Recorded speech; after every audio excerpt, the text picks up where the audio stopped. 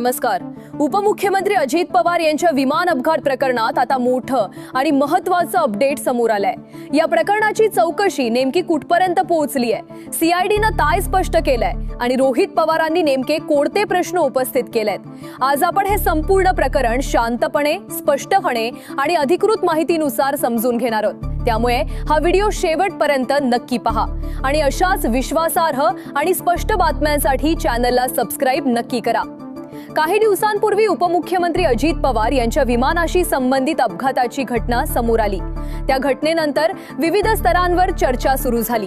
विमानात नेमकं काय घडलं, तांत्रिक बिघाड होता की काही अन्य कारण होतं, या सर्व बाबींची चौकशी सुरू करण्यात आली. या पार्श्वभूमीवर आता सीआयडी कडून महत्त्वाचं निवेदन समोर आलंय. सीआयडीनं सांगितलंय की तपास सुरू आहे आणि संबंधित सर्व बाबींची सखोल पडताळणी केली जात आहे. अजून अंतिम निष्कर्ष जाहीर करण्यात आलेला नाही.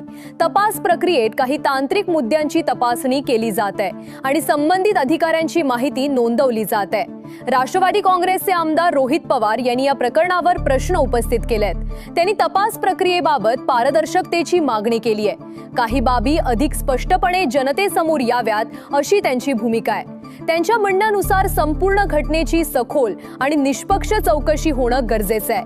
मात्र सध्या अधिकृत माहिती अद्याप स्पष्ट नाही की नेमका निष्कर्ष काय लागणार आहे. तपास पूर्ण होईपर्यंत कोणताही अंतिम निर्णय जाहीर केला जाणार नाही असं सांगितलं जात आहे. सीआयडीने अधिकृतपणे सांगितलंय की तपास निष्पक्ष पद्धतीनं सुरू आहे.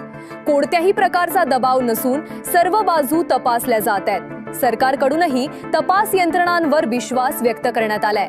मात्र अंतिम अहवाल येईपर्यंत अधिकृत माहितीची प्रतीक्षा आहे हे स्पष्टपणे सांगणं महत्त्वाचं आहे. आता पुढे काय होऊ शकतं याकडे सगळ्यांचं लक्ष लागलंय. सीआयडीचा सविस्तर अहवाल येऊ शकतो, अधिकृत निवेदन जाहीर होऊ शकतं, आवश्यक असल्यास पुढील कायदेशीर प्रक्रिया सुरू होऊ शकते.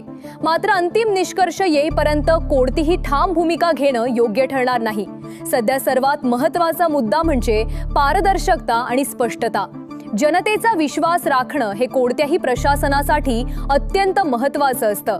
अशाच विश्वासार्ह आणि स्पष्ट बातम्यांसाठी चॅनलला सबस्क्राइब करा. पुन्हा भेटू एका नव्या अपडेटसह. धन्यवाद.